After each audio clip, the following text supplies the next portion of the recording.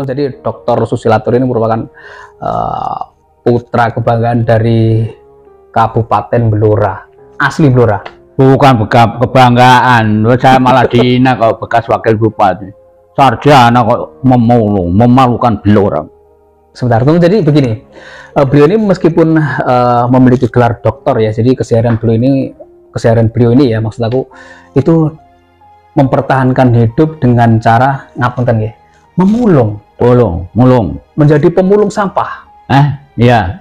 Mengumpulkan barang-barang bekas, kemudian dijual untuk. Bukan dijual, diambil untuk dibeli. Saya nggak jual, mereka yang beli. Oh begitu. Beda ya. Ya, kalau mereka yang beli, saya punya bargaining power.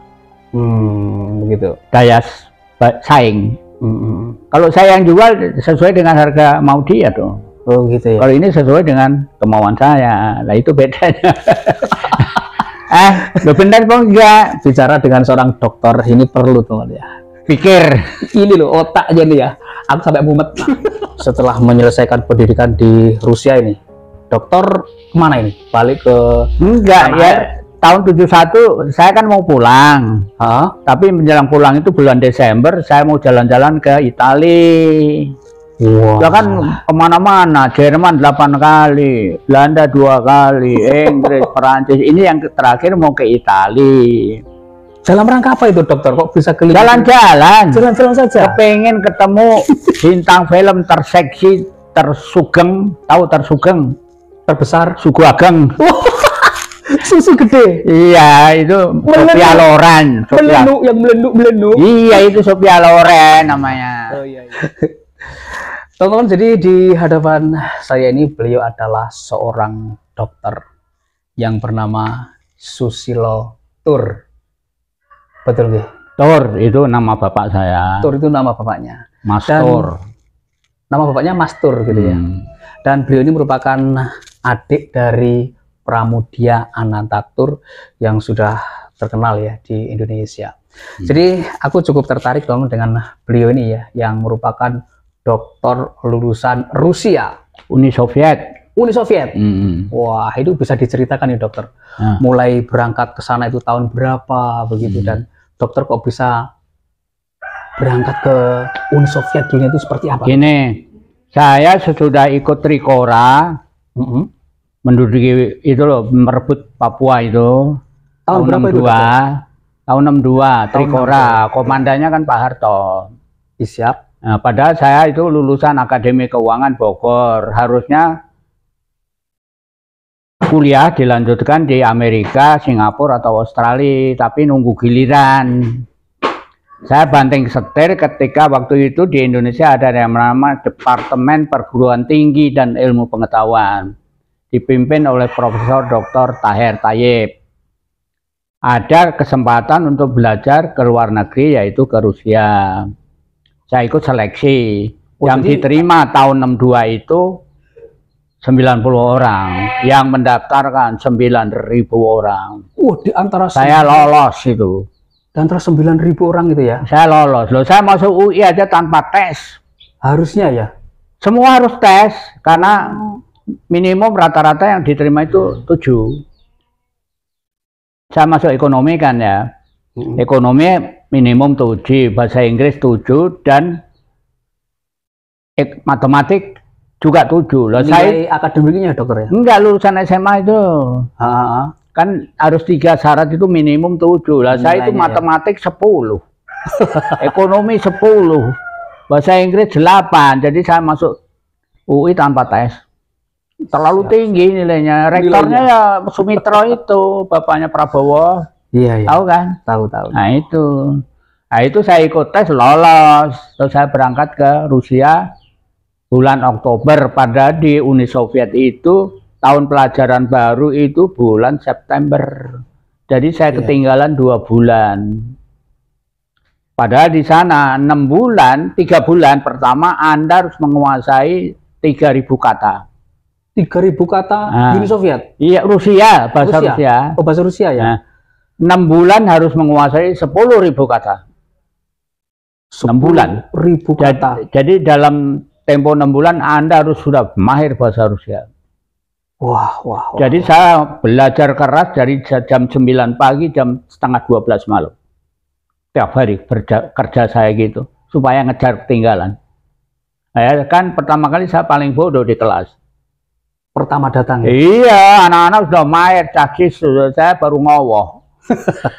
Nah, Jadi, tapi ketika ujian lulus master, ya, hari pertama ujian saya yang pertama. Dari orang Indonesia. Dari orang Indonesia? Iya, yang belajar di sana. Kan waktu itu kira-kira sampai saya pulang itu kira-kira 5.000 orang Indonesia yang di sana. 5.000, Mas. 5.000. Terus menjelang peristiwa 65 itu banyak yang out, keluar dari Uni Soviet, ada yang ke Cina, ada yang ke Jerman, ada yang ke Perancis, macam-macam lah. Gitu. Nah, kenapa itu kok bisa menyebar seperti itu, dokter? Kenapa kok bisa nyebar kemana-mana itu? Ya karena terjadi G30S 65 ya? Pengaruh juga ya? Loh, mereka kan kiriman dari partai, kelompok. Saya bebas, orang bebas. Oh. Nggak dikirim oleh siapapun. Saya mendaftarkan diri saya sendiri. Oh, gitu. yang lain itu memang dari partai? Iya, undangan urusan dari partai gitu loh. Jadi yang beberapa orang menyebar ini akhirnya bagaimana itu? Pendidikannya ya nggak tahu. Pokoknya ketika saya lulus itu kebetulan rektor dari perguruan tinggi di mana saya kuliah itu bilang, kalau Anda mau meninggalkan Uni Soviet silakan. Kalau mau Anda studi terus silakan. Gitu. Jadi saya memilih melanjutkan studi. Nah, menyelesaikan pendidikan di sana berapa tahun, dokter? 11 tahun. 11 tahun itu ya. Gelar terakhir? Ya itu gelar terakhir saya pertahankan tahun 71. Oh, 71. Tapi lebih cepat dari yang seharusnya setengah tahun. Maka saya masih dapat beasiswa setengah tahun. Gitu loh ya. Karena itu tadi salah seorang penguji bilingual itu menanyakan saya di sana itu bukan cuma belajar ekonomi, tapi juga belajar sastranya, seninya, lukisannya, para penyairnya dan sebagainya gitu loh. Oh, budaya Rusia. Ya, budaya dan seni di sana. Oh, dipelajari juga. Nah, iya. Gitu ya. Penguji nanya, buku apa yang kamu baca? Iya. Nah, saya kebetulan punya pacar turunan Raja Gypsy Polandia. Waduh. Gypsy itu pengembara Eropa. Gypsy. Kalau orang Rusia namanya Tsigan. Polandia itu bahasanya sama dengan Rusia. Polandia, Belarusia, Ukraina, Bulgaria itu praktis sama. Cuma kalau Polandia bahasa tulisannya bukan tulisan Rusia tapi tulisan Latin. Gitu, tapi itu bahasanya sama ya? Bahasanya sama. Ini anak Raja Gypsy Polandia. Pacarnya dokter dulu? Waktu saya baru ke Rusia 2 tahun tuh kenalan, gitu ya? Pacaran sama dia sampai saya pulang tahun 73. Pacaran ya? Iya. Nah itu dia mendidik saya buku apa yang pantas Anda baca. Dia penggemar baca, calon dokter tuh dia. Iya. Nah, setelah menyelesaikan pendidikan di Rusia ini, dokter kemana ini? Balik ke enggak ya. Tahun 71 saya kan mau pulang. Tapi menjelang pulang itu bulan Desember saya mau jalan-jalan ke Italia. Wow. Ya kan kemana-mana, Jerman 8 kali, Belanda 2 kali, Inggris, Perancis. Ini yang terakhir mau ke Italia. Dalam rangka apa itu, dokter? Kok bisa keliling? Jalan-jalan. Jalan-jalan saja. Kepengen ketemu bintang film terseksi, tersugeng. Tahu tersugeng? Terbesar? Sugu Ageng. Susu gede. Iya, itu Sophia Loren. Yang melenduk. Iya, itu Sophia Loren namanya. Oh iya. Tahu-tahu saya lupa memperpanjang berlakunya paspor saya. Harusnya September saya perpanjang. Ini Desember saya mau ke luar negeri ditolak oleh kedutaan. Yang datang waktu itu Dirjen Imigrasi sendiri. Jenderal Soelarto orang Semarang. Terus kemudian jadi gubernur Jawa Timur itu Soelarto. Pernah dengar? Jawa Timur? Iya, Soelarto. Iya. Kemudian jadi gubernur Soelarto itu. Iya. Saya tanya kenapa dicabut, kenapa nggak bisa di cancel, itu urusan saya gitu. Debat rame. Terus saya nggak boleh pulang. menunggu ganti paspor ini. Saya lulus 71 tapi baru dikasih izin pulang tahun 73. Ngerti? Oh iya iya. Jadi saya pulang ke Indonesia tahun 73 gitu loh. Oh begitu. Nah, setelah menyelesaikan pendidikan segala macam di Rusia ini, balik ke Indonesia. Nah, sepak terjang apa ini yang dokter lakukan di tanah air? Mungkin pernah bergabung dengan partai atau lain sebagainya mungkin dulu? Saya itu orang bebas. Orang bebas. Iya, merdeka, kebebasan adalah iman saya. Sebab saya pernah dengar omongannya Kennedy. In politics, there are no friends, only alliances. Dalam politik tidak ada teman sejati, hanya sekutu. Hanya sekutu. Terus kita ambil kata mutiara juga dari Jefferson, juga Presiden Amerika. Politik itu seperti candu. Orang nggak ngerti tujuannya tapi siap untuk mati. Nah itu politik ya. Iya. Jadi enggak dokter ini nggak tertarik sama sekali dengan politik ini. Ya tertarik tapi hanya sebagai penikmat. Iya, sebagai saya homo politikus. Karena apa? Indonesia itu lahir karena politik. Betul. Iya itu, makanya saya politikus gitu. Karena saya homo politikus, bukan orang politik. Bukan orang politik ya. Yang jungkir balik dalam partai, bayar iuran dan sebagainya. Nah, mungkin ya, apakah tidak ada tindak lanjut selanjutnya dari pihak pemerintah nih setelah dokter itu kan kembali ke Indonesia, mungkin diberikan semacam jabatan, diletakkan di... Jabatan saya begitu pulang dari Uni Soviet adalah masuk penjara. Masuk penjara dong? Masuk penjara. Kesatuan waktu itu, zaman 65 itu Kesatuan Kalong namanya. Kesatuan, kalau sekarang ya Densus 88. Sebentar, kenapa kok bisa masuk penjara? Ya itu urusan siapa? Kan pemerintah kan. Dokter ini kan adalah mahasiswa. Padahal saya ada surat perjanjian gitu. Kalau lulus studi harus minimum kerja 10 tahun pada pemerintah.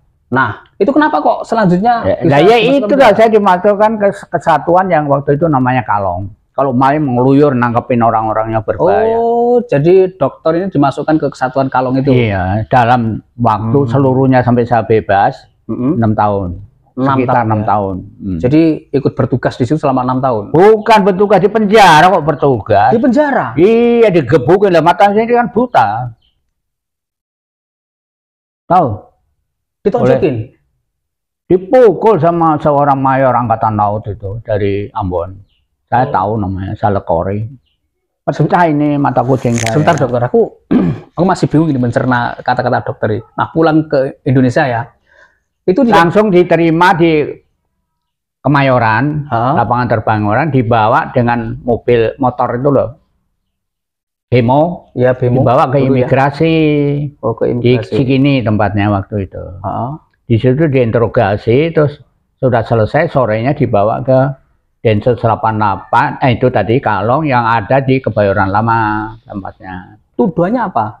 Ya nggak tahu. Nggak tahu tuduhannya, tapi dokter... Ya saya kan nggak pernah diadili. Jadi saya nggak tahu tuduhannya apa. Gitulah. Saya kira dokter ini ya pulang dari Rusia ya balik ke Indonesia, kemudian ditempatkan di kesatuan itu untuk bertugas. Oh ternyata ini malah di penjara. Hampir 6 tahun, terus menjelang bebas. Karena Indonesia diancam oleh Carter, tahu, Presiden Amerika dari Partai Demokrat, bebaskan semua tahanan G30S. Ngerti? Iya ya. Kalau tidak, Indonesia akan diembargo seluruh dunia. Sebentar, itu ada ancaman seperti itu ya? Dari Carter. Dari Carter ya. Nah berarti ada tuduhan dari pemerintah Indonesia, dokter ini seorang PKI. Iya iyalah. Iya. Iya, tuduhannya gampangnya begitu. Padahal saya dulu waktu nyerbu Papua itu anak buahnya Pak Harto. Jenengan? Iya, Trikora itu loh. Iya, anak buahnya Pak Harto. Anak buahnya. Batalion Serbaguna. Oh. Saya kepala perbekalan dengan pangkat letnan. Berarti ini dokter ketika dimasukkan penjara itu memang tuduhannya dokter ini seorang PKI dulu, gitu ya. Komunis lah. Komunis gitu ya. Dan memang benar seperti itu ya? Ya saya nggak tahu, ya saya nggak pernah diadili kok. Nggak pernah diadili tapi bisa sampai keluar penjara dokter? Ya itu kan urusan mereka. Ijazah saya 4 nggak diakui. Oh gitu ya. Waktu itu Menteri PDK-nya itu Fuad Hasan, lulusan Sorbonne. Nggak diakui, nggak apa-apa. Saya hidup bukan dari ijazah, hidup dari kerja. Oke. Jadilah the betelar, bukan the bablar. Jadilah orang yang suka kerja, bukan suka omong. Begitu? Nah, iya, itu bahasa Belandanya. Oh, bahasa Belandanya gitu. The betelar itu tuh orang yang suka kerja, the bablar itu orang yang suka ngomong. Teman-teman, jadi luar biasa ya, aku berbincang-bincang dengan beliau ini. Ternyata wawasannya luas banget tentang sejarah ya, apalagi yang berkaitan dengan perjalanan hidup beliau. Jadi beliau ini merupakan anak bangsa ya, yang dulu dikirim ke Rusia untuk belajar sekian tahun, balik ke Indonesia malah dituduh menjadi anggota PKI. Kemudian ditahan sekian tahun tanpa diadili, ijazah disita. Bukan disita, tidak diakui. Tidak diakui ya? Berarti tidak diberikan ijazahnya? Ya kan saya melapor ke PDK. Dibilangnya gini, dihina.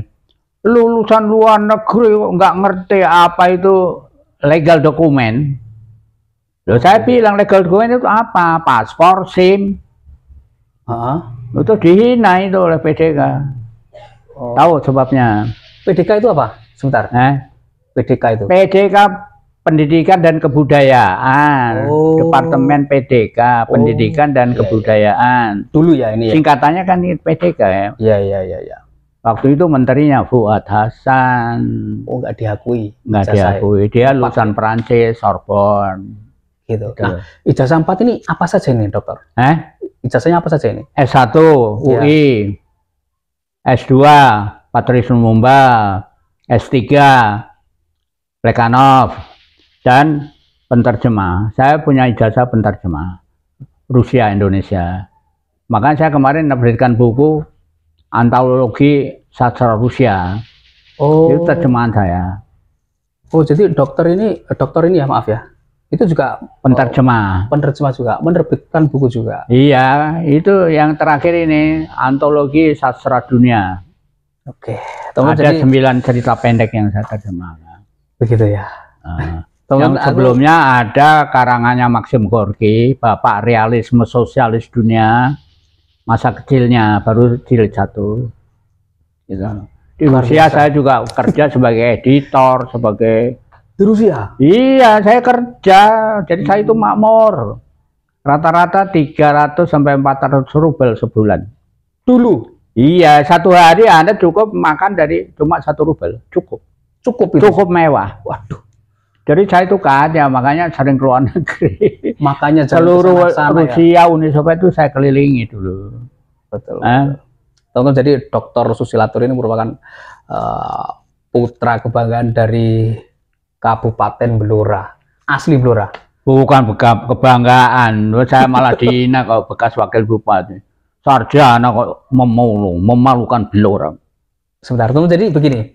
Beliau ini meskipun memiliki gelar doktor ya, jadi keseharian beliau ini ya, maksud aku itu mempertahankan hidup dengan cara ngapunten ya, memulung, mulung, menjadi pemulung sampah. Iya. Mengumpulkan barang-barang bekas, kemudian dijual untuk. Bukan dijual, diambil untuk dibeli. Saya nggak jual, mereka yang beli. Oh begitu? Beda ya. Ya, kalau mereka yang beli, saya punya bargaining power. Begitu. Daya saing. Kalau saya yang jual sesuai dengan harga mau dia dong. Oh gitu ya. Kalau ini sesuai dengan kemauan saya. Nah itu bedanya. Lo benar kok enggak? Bicara dengan seorang dokter ini perlu teman ya. Pikir. Ini loh otaknya nih ya. Aku sampai mumet. Jadi keseharian dokter ini setiap hari malam. Oh malam ya? Iya. Oh kegiatan mulung itu ya sesudah jam 7, kadang-kadang ya sampai setengah 9, tergantung. Terutama kalau hujan, orang lain enakan tidur, saya keluar. Karena kalau hujan itu pemulung yang lain kan anak tidur. Jadi banyak dapatnya. Iya. Itu jadi saya itu mencari celah-celah kelemahan orang. Oh, mencari kelemahan orang, bisa diambil manfaatnya gitu ya. Iya. Dalam sehari bisa menghasilkan berapa ribu sih dokter hasil mulung-mulung seperti Hasil sehari rata-rata bisa dapat berapa? Nggak tentu, Mas. Nggak tentu ya. Ya, tapi ya minimum ya berapa ya? 40.000. 40.000 ya. Cukup untuk makan. Cukup dokter ya. Cukup, dari ibunya juga ikut mulung kok. Jadi lebih dapat lagi. Belum yang simpati sama saya. Di jalan tuh orang Indonesia itu kan pemurah hati. Iya betul. Kadang-kadang yang ada yang ngasih 2.000 setiap jalan. Gitu. Iya, setiap malam praktis. Kadang-kadang ya 100.000, tergantung orangnya. Iya. Nah, oleh karena itu yang seperti jenengan sampaikan tadi, pernah dihina bupati sendiri. Wakil bupati. Seperti apa itu kata-katanya? Ya tadi itu, dokter kok mulung, sarjana kok jadi pemulung, memalukan Blora. Sarjana kok. Padahal suatu kali rumahnya pesta, yang ngangkutin sampahnya saya. Sampai 3 kali itu pesta besar. Kok nggak muncul, ini jangan mulung, nih duit. Ya harusnya kan gitu. Iya. Menurut saya, tapi saya lebih senang sampahnya daripada duitnya. Kenapa begitu, Dok? Kenapa bisa begitu? Bukan enak duitnya. Memulung itu kenikmatan abadi buat saya. Saya udah nggak bisa hidup tanpa memulung. Begitu. Ya, percaya apa enggak terserah Anda. Gitu ya. Saya memulung bukan sekarang aja, sejak kecil. Di luar negeri juga saya jadi pemulung. Yeah. Orang yang kerja sekolah di Universitas Persahabatan itu kan dari berbagai bangsa. Yeah. Orang Afrika itu banyak bangsa yang melarat, tapi yang kaya juga banyak. Orang Togo itu di jalan Perancis itu kaya, Mas. Kayaknya Perancisan itu. Sobek sedikit buang. Saya ambil. Sobeknya saya jahit, saya pakai. Nanti teman-teman, loh kamu kok punya jaket bagus? Boleh nggak dibeli? Nah, dapat duit. Jadi saya itu bukan gitu. Saya di Jerman juga jadi tukang cuci piring. Iya. Jalan-jalan sampai cari duit, gitu loh. Betul. Jalan-jalan sambil cari pemasukan. Cuci piring di restoran-restoran. Kan dapat duit. Dapat duit. Bisa kemana-mana ya dokter ya. Iya. Makanya kok bisa keluar negeri, kesana kemari gitu. Pemulung itu bahasa Inggrisnya apa? Ada bahasa Inggrisnya, scavenger. Aku malah gak aruh, Bos. Scavenger. Gitu ya. Bahasa Swedianya tigare. Bahasa Rusianya apa itu? Musorsik. Bahasa Belandanya handelar. Waduh, ada. Sempat bahasa ya. Bahasa Jermannya Mullebringen. Waduh. Aku jadi di dunia ini pemulung kira-kira 5 juta. Hasilnya kalau saya ceritakan tadi, satu malam tuh 10 juta kilogram plastik, baru botol plastik, belum plastiknya. Lihat nggak tumpukan di depan putih itu ya. Belum besi, belum baja, belum apa saja, kaleng apa kardus, sendok, tahu kan sendok logam ya. Saya itu nemukan udah lebih dari 400 sendok itu. Sendok garpu. Saya nemukan arloji ada 20 arloji. Yang paling bagus tuh Rado buatan Swiss. Pernah nemu juga? Ada, saya simpen. Oke. Duit logam saya itu namanya numismatik. Tahu numismatik? Penggemar mengumpulkan uang-uang. Oh gitu. Kalau perangko kan filateli. Kalau duit namanya numismatik. Itu saya di kamar ada satu botol kira-kira 2 kilo itu logam. Saya itu juga seorang numismatik. Begitu, pengumpul uang yang saya temu-temu. Oke, berarti ini dokter ini setelah balik ke Indonesia memang tidak pernah bekerja di instansi pemerintah yang resmi. Dulu pernah, yaitu waktu di Akademi Keuangan itu 3 tahun kan. Oh, lulus itu nomor 1. Oh iya. Yang lain itu kan kita satu angkatan 20 orang. Kenapa kok cuma? Karena nilai saya itu paling rendah, rata-rata 7, karena ada angka 5-nya. Mereka itu disuruh periksa kas akademi, kas kantor itu loh. Nggak ada yang nemukan. Ketika terakhir saya sebagai mencoba membetulkan, memeriksa kas akademi itu, saya menemukan kesalahannya. satu-satunya, maka lulusan terbaik itu saya. Dapat hadiah dari waktu itu. Ketuanya adalah, pernah dengar nggak yang namanya Abdul Ghaffar Pringgotikdo? Itu Belum pernah dengar aku, Dok. pegawai sipil pemerintah Indonesia dengan pangkat tertinggi, yaitu F11. Jadi Ada sarjana itu F1, oke. dia itu F11. F11. Dia dapat, saya karena menemukan kesalahan itu dibawa oleh bendara kantor ke rumahnya Pringgotikdo, waktu itu lagi sakit ya. Saya waktu itu mau menampilkan sejarah lahirnya akademi itu di Gedung Pemuda Bogor. Ditolak, minta bantuan Rp5.000 oleh Pringgotikdo, dikasih gini, karena saya calon lulusan terbaik akademi itu. Gitu. Oh, gitu. Ketika saya menampilkan sandiwara itu di Gedung Pemuda, sudah selesai, terus saya pindah ke Jakarta. Masuk perusahaan negara itu yang kami nasionalisasi. Jadi waktu itu kan antara Indonesia sama Belanda kan tegang. Iya. Perusahaan Belanda semua di Indonesia disita. Yang tidak disita itu Unilever, tahu?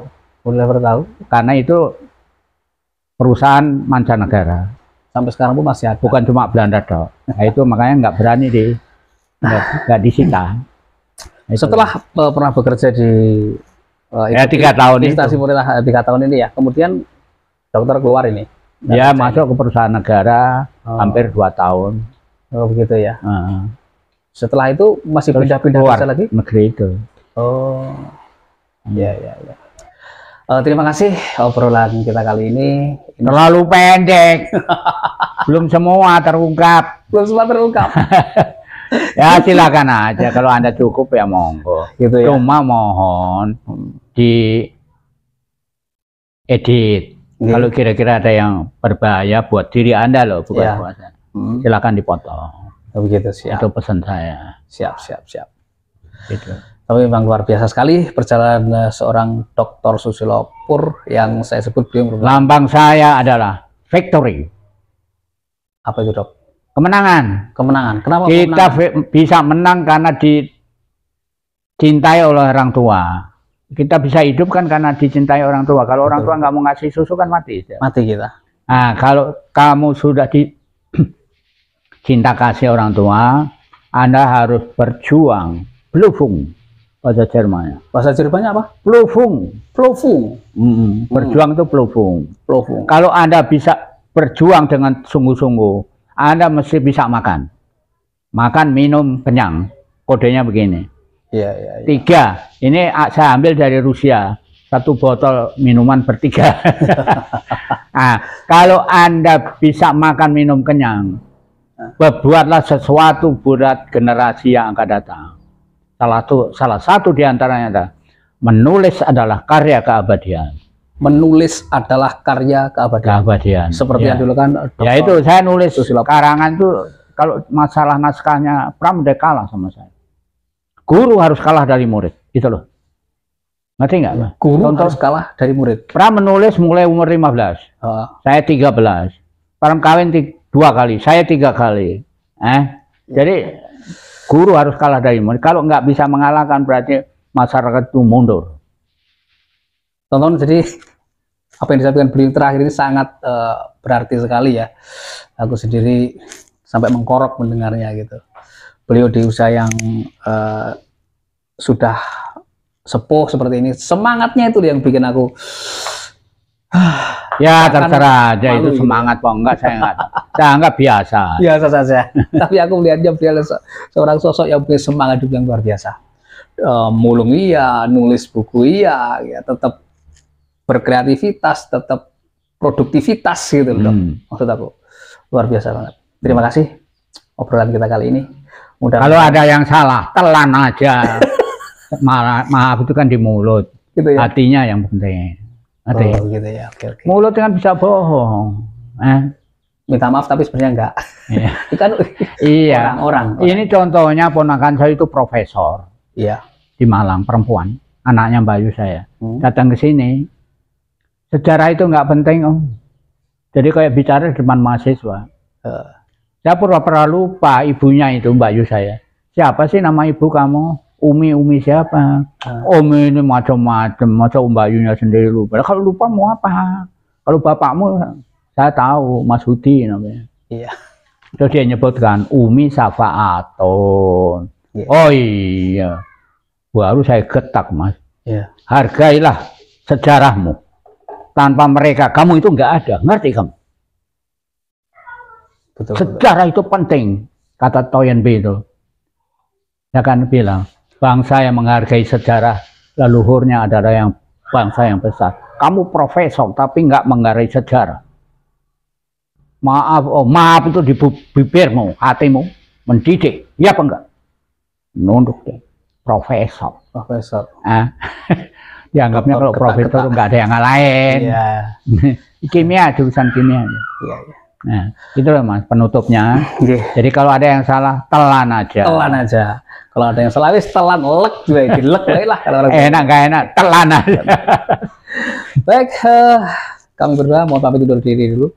Terima kasih untuk sahabat-sahabat semuanya udah nonton video saya kali ini. Akhir kata, wassalamualaikum warahmatullahi wabarakatuh dan sampai ketemu lagi di video-video saya berikutnya.